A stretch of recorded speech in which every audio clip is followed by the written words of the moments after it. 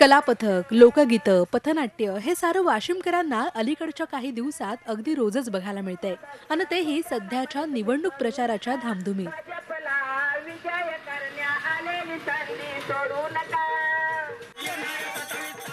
कारण इथल्या काही उमेदवारांनी लोककलेच्या माध्यमातून आपला प्रचार सुरू केलाय.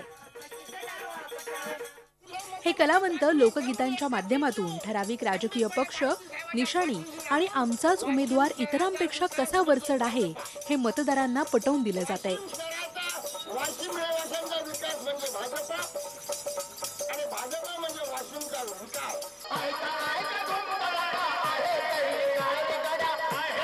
सोबतच जनतेला 27 नोव्हेंबरला मतदान करण्याचंही आवाहन केलं जातंय.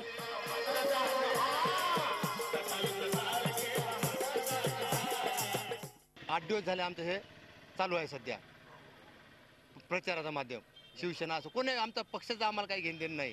फक्त आम्हाला रोजगार मिळला पाहिजे. 10 लोक आम्ही 5 लोक आम्ही कार्यक्रम करतो.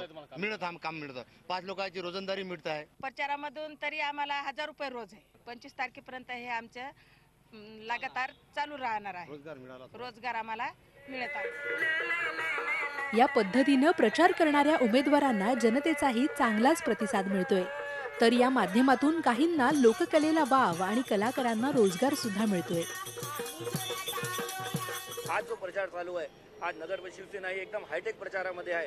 हायटेक प्रचार, बलून लावणे, वेगवेगळ्या प्रकारचे मेसेज, SMS याच्यावर शिवसेना प्रचार करत आहे व जनतेला हे पण सांगत आहे की मतदान केलंच पाहिजे. मतदानाच्या बद्दल जनजागृती अभियान केलं आहे. त्याच्यासोबत आम्ही त्यांना रोजगारही उपलब्ध करून दिलेला आहे. निवडणूक काळात अनेक उपेक्षित गोष्टींना सुगीचे दिवस येतात. वाशिमचा हा हटके प्रचार अगदी त्याचीच साक्ष देतोय. त्यामुळे या प्रचाराच्या माध्यमातून लोकप्रतिनिधी बनू पाहणाऱ्या या लोकप्रतिनिधींनी निवडून आल्यावरही हा वारसा जतन करण्यासाठी प्रयत्न करावेत एवढीच अपेक्षा. जयेश जगरसह bureau report, Zee media, Washim. Zee 24 तास रहा एक पाऊल पुढे.